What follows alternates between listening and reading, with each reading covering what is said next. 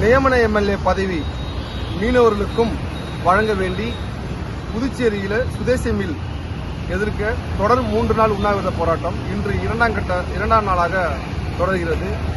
அவசியம் அனைத்து உறவுகளும் மீனவ சொந்தங்கள் ஆதரவு அளிக்கும்படி கேட்டுக்கொள்கிறோம். மற்றும் இதுவரை தொடர்ந்து எனக்கு ஆதரவு கொடுத்து வரும் என் அன்பு சொந்தங்கள் அனைவருக்கும் நன்றி.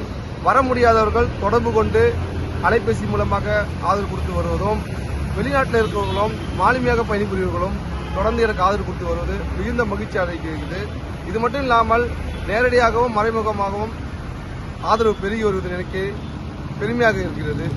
சந்தர்ப்ப சூழ்நிலை ஒரு சிலரிடம் தனிப்பிரிவில் வந்து பேச முடியவில்லை. குறுகிய நாட்கள் என்பதனால் தொடரப்பட்ட இந்த முடிவு, எடுக்கப்பட்ட இந்த முடிவு இன்று 2 நாளாக இருக்கிறது.